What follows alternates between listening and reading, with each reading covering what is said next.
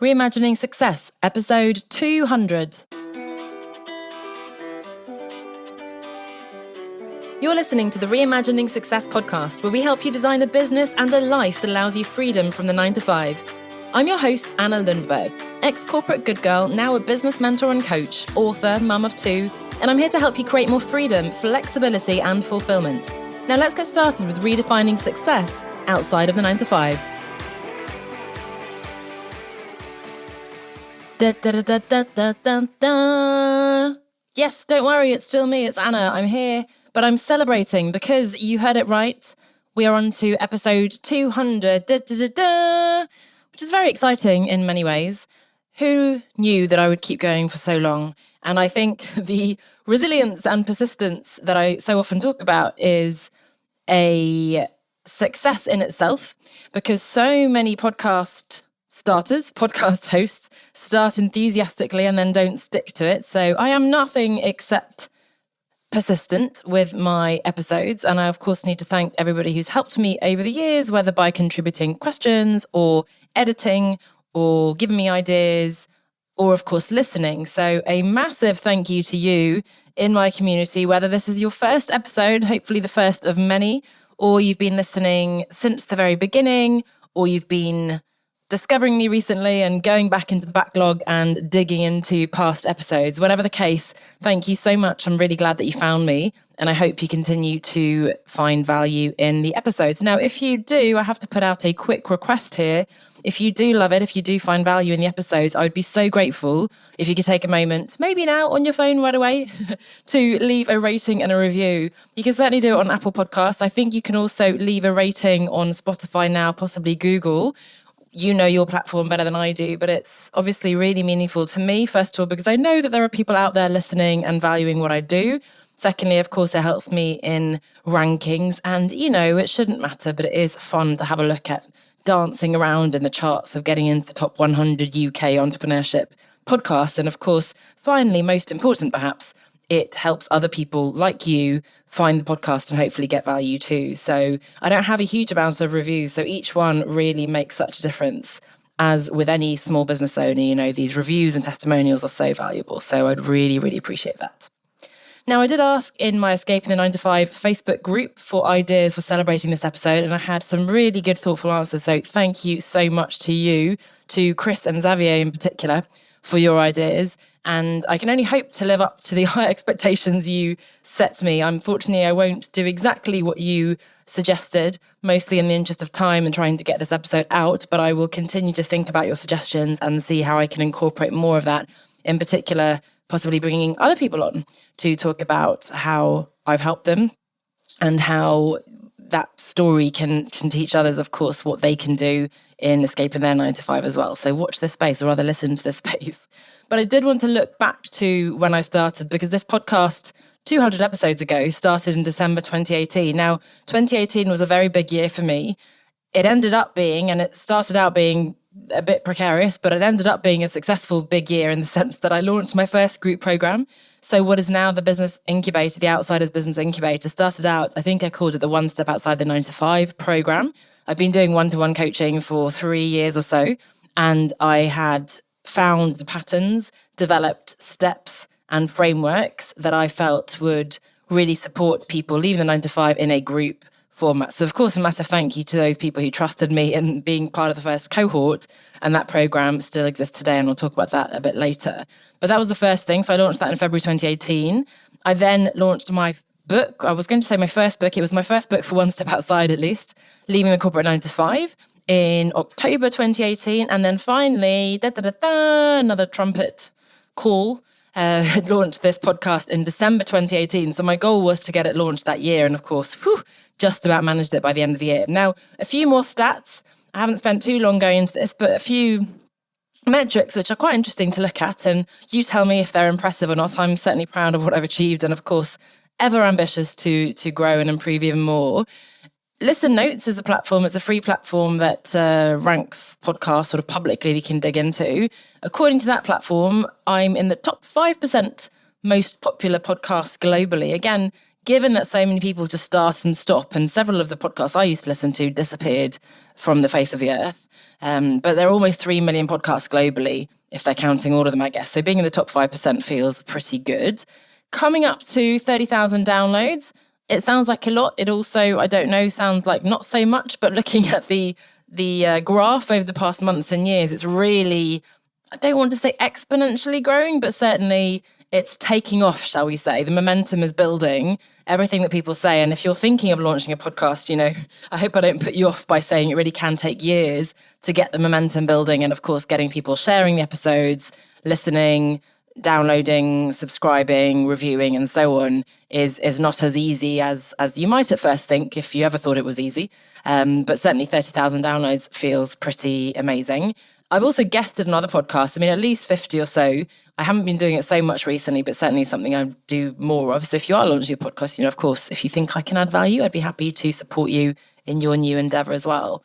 Now, digging into a few other stats, because again, I don't look at huge amounts of metrics. Of course, we track key numbers in the business every week, every month. But I've seen, I think I'm right in saying, after a quick check, that I've had over 150,000 website visitors, 400 books sold.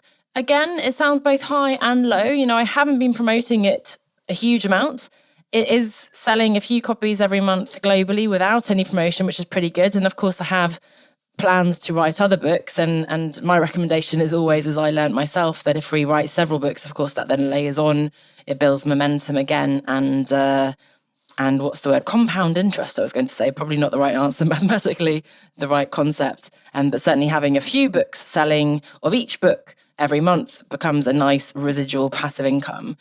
So over 400 books sold and 13,000 pages read on Kindle. So again, people aren't maybe reading back to back, but that's still a pretty nice little number.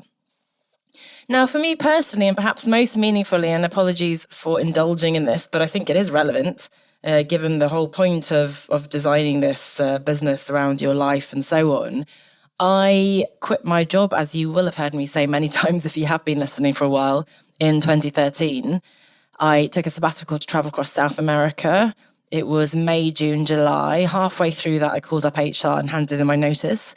And then I came back to Geneva. I had a month or so of sort of living out my notice, but it was mostly coffees with people. I'm not sure why I still came into the office. It was sort of more for show than anything else, because my work had already been handed over to someone else while I was gone.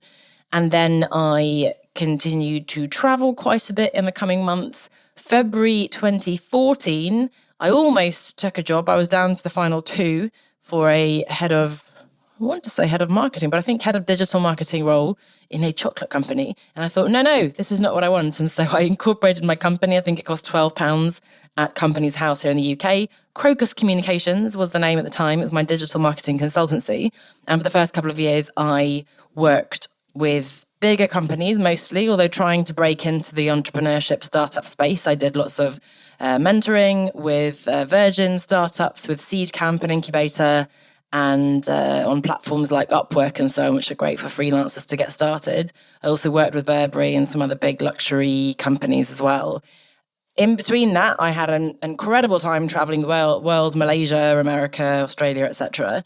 But I felt like it wasn't quite giving me that freedom and flexibility that I had wanted when I quit my job. I was still tied to the same kinds of companies and culture and commute and so on. So I kind of quit that as well. That's when I discovered coaching, as I naively thought I could just take my laptop on the road and be a blogger or whatever I thought at the time, fully virtually consulting. I did an ICF accredited coach training, which I think was supposed to be 2 years, and I did it in 6 months because I was such a keen bean. I did my final oral exams at 3:00 in the morning because I was in Hawaii at the time, which of course is not on anyone's time zone, but it was pretty fun to be there. I was in San Francisco and then Hawaii, and I then founded One Step Outside, as it were. So the formal company was Crocus Communications, but I had morphed it into my coaching business and focused on that. So that was 2015. So again, that's 7 years ago, even that. And initially, for me, it was about that freedom after the years in the corporate world.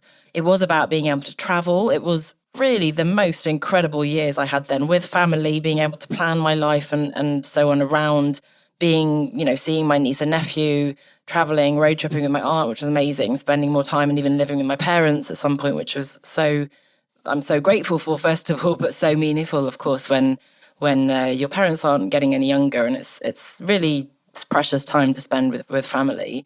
And so many other fun things, right? Let's not get into the detail of what I was up to, but it was a really good time. Let's just put it that way. Adventure and family and friends and all sorts.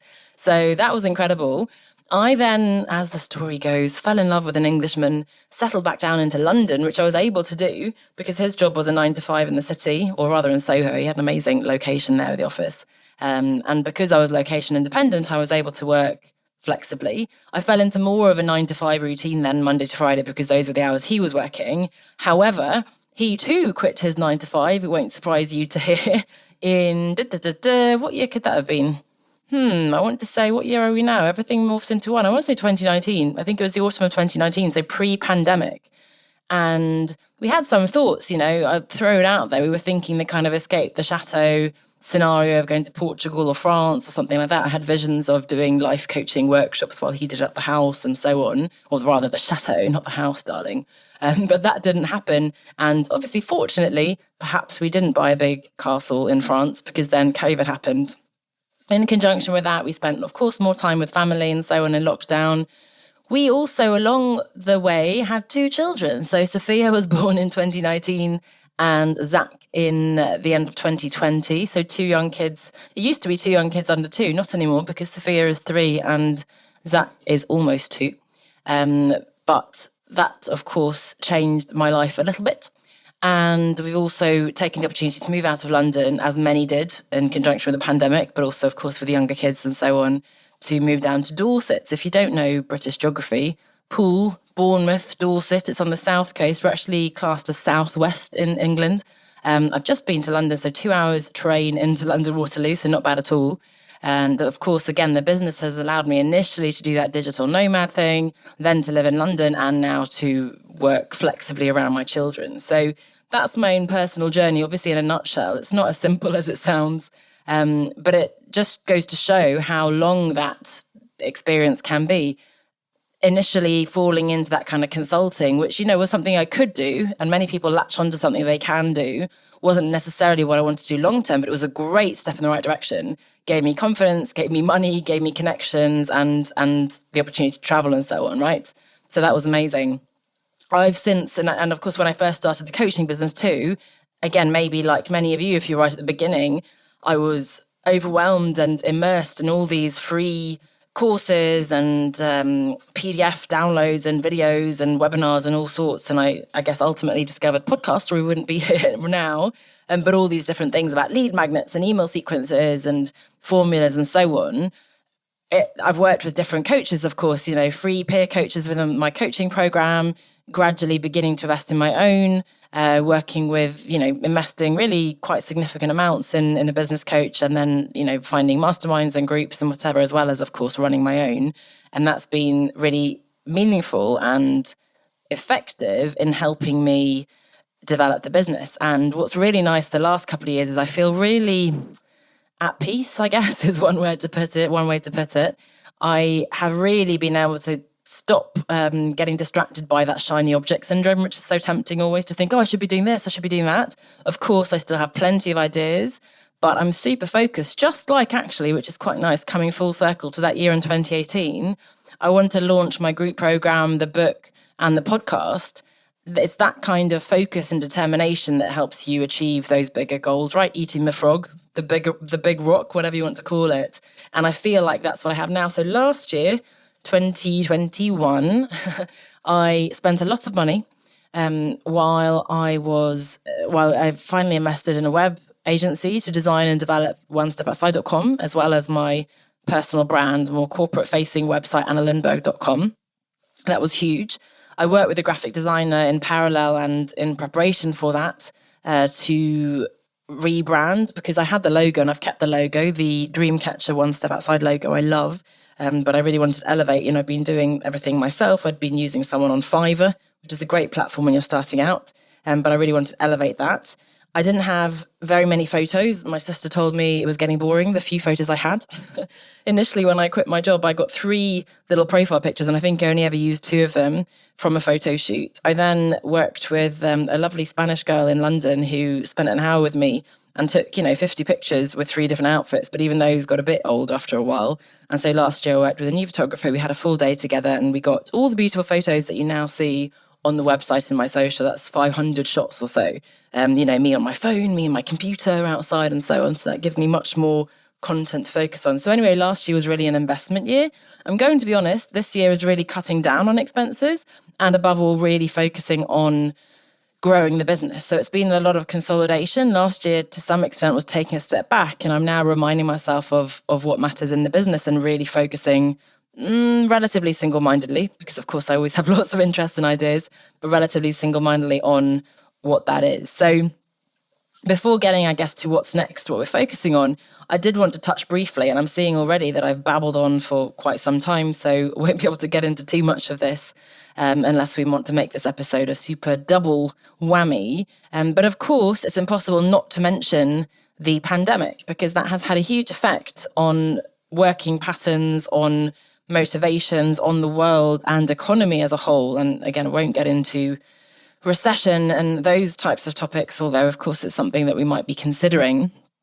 But it's a really interesting one. When it first came about, spring, summer 2020, I, of course, created content that was very relevant. So if I remember correctly, there was the content around when to pivot, how to bring your offline business online, how to be resilient and so on. I went on podcasts talking about that resilience piece and how to manage this. And of course, at the time, we thought it was a bit of a temporary blip and it lasted much longer, unfortunately, than we thought it would. But I created that content. Now, for me, knock on wood, I guess I can say that now, it didn't really impact me. I mean, arguably, with the great resignation that I've talked about and I've more recently had on the podcast as well, this big exodus of people leaving their corporate jobs, I should have had maybe an influx of a huge flow of clients, and that hasn't happened either. So perhaps I haven't done enough of a job to capitalize on that. So in a way, my business has just kind of plodded along over the last couple of years, partly for my own limitations, because I've only worked a couple of days a week. I've had the kids. And so I will allow myself some grace and compassion for that, and perhaps haven't quite been honest enough to throw myself into these debates and discussions and be super proactive. And that's fine, because that's not my season.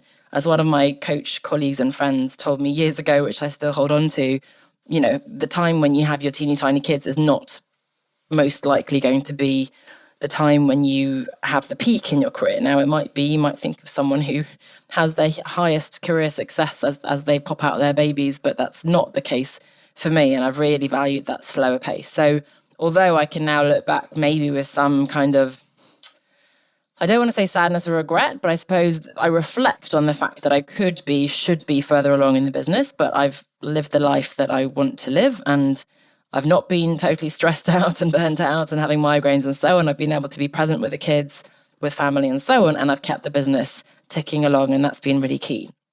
So what is interesting, of course, is that there is this bigger awakening that is completely relevant and reinforces the messaging that I've had for years around escaping the 9-to-5.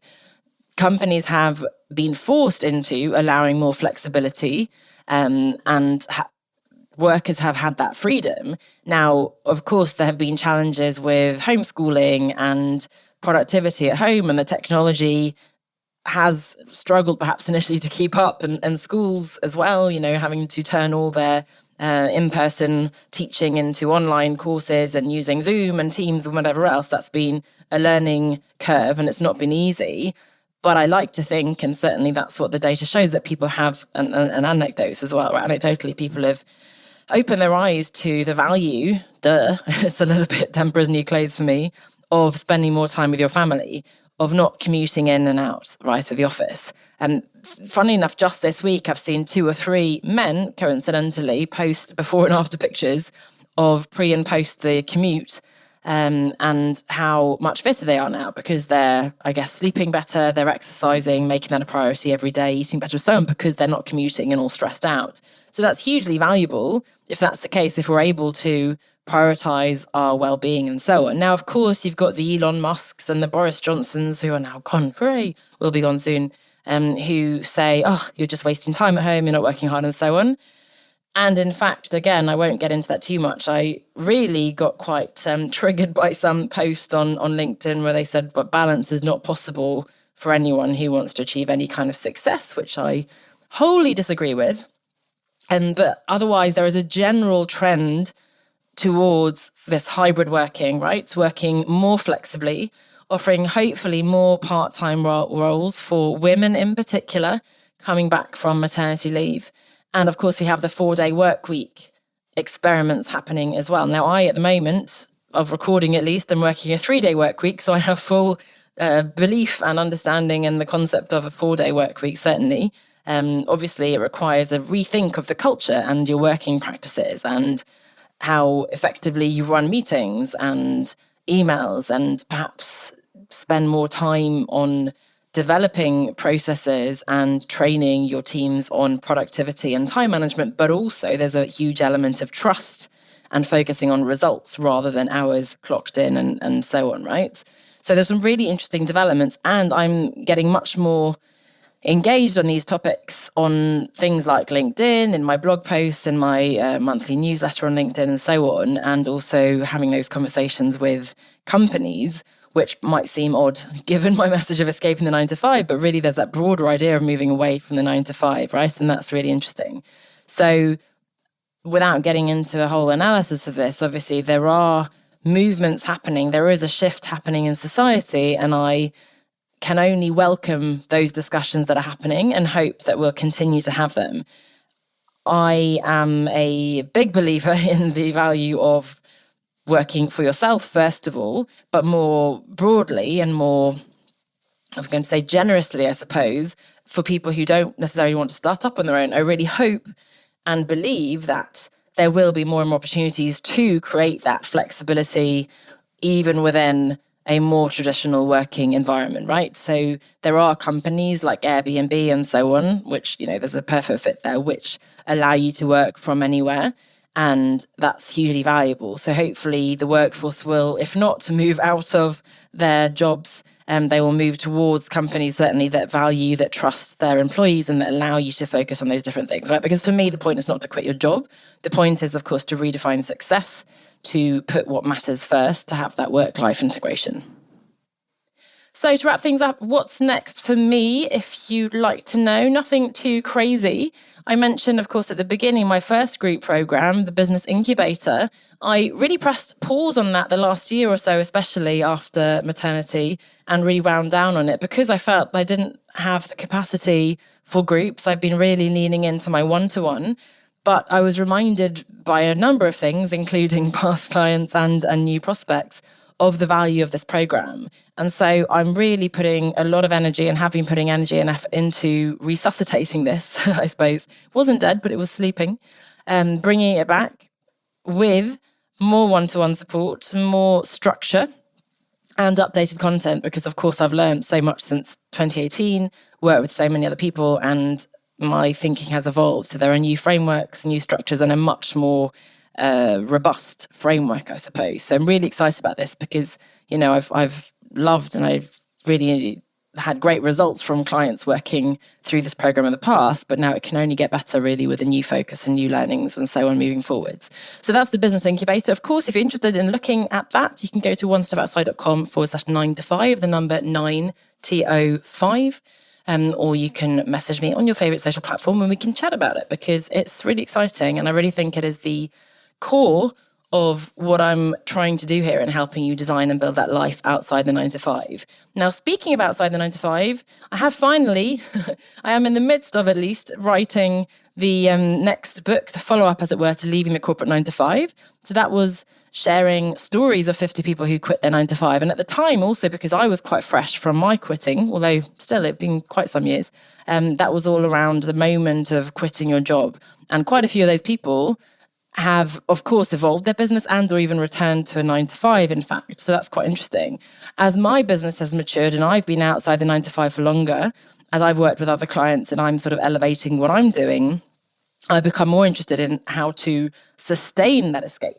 So really looking at now what I call the 5 pillars of building that life outside the 9 to 5, which is really getting clear on your vision, your definition of success, cultivating the confidence and resilience to deal with those inevitable ups and downs, especially as the business progresses and as you come across new challenges, choosing the right business model in the first place, and of course, tweaking and evolving that as you go, building your personal brand to attract the right clients and opportunities to you, and of course, finally designing that flexible work-life integration that will support your vision and really anchor your strategies in the day-to-day. So that's the book, is based around those 5 pillars. And that's coming soon. Now, if you do want to get on the wait list, then you can email me, podcast@onestepoutside.com. Just say waitlist, perhaps that's a good word, waitlist, podcast@onestepoutside.com. And I'll be sure to ping you a note to let you know when that's coming. So hopefully very soon, I'll give myself the accountability of a concrete deadline sooner rather than later. And then apart from that, as you may know, if you've listened to me before, I'm focusing on getting more exposure, really growing the community, reaching more people, getting in front of new audiences. So pitching myself to publications. I've had quite a few articles published this year and last year in physical magazines, which is exciting. Of course, workshops that I continue to do in the online space with individuals, but also, as I hinted there, more with companies as well, in terms of helping them redefine success and get that work-life integration, and possibly more face-to-face as well, which is odd for me to say, given the huge value I put on flexibility and being able to be at home and so on. But I certainly have a little bit of itchy feet when it comes to going out and meeting people in person. So let's see what we might create that, whether there's in-person workshops to be done that I can invite you to come down to the beautiful south coast of England, if that's possible, or joining other companies and organizations to speak and do workshops there as well.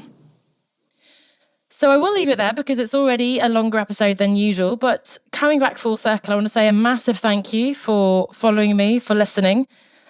Do please leave a rating and review. And of course, you can give me feedback too if you want to email me at podcast@onestepoutside.com. If there are any new things you'd like to hear on the podcast, any other questions, suggestions. And of course, when you're ready, I'd love for you to get in touch and see how we can work together. But in the meantime, happy 200. Here's to the next 200. Whew, sounds exhausting. Let's see how that goes. But certainly, here's to the next few. And for now, at least, I have no plans to stop anytime soon. So thank you again so much for coming along for the journey of reimagining success. And I'll see you next week. Bye for now. Thanks for listening to Reimagining Success with Anna Lundberg. If you're getting value from the show, I would be really grateful if you could give me a rating and review so that more people can find us and start reimagining success for themselves. Thank you so much for your support.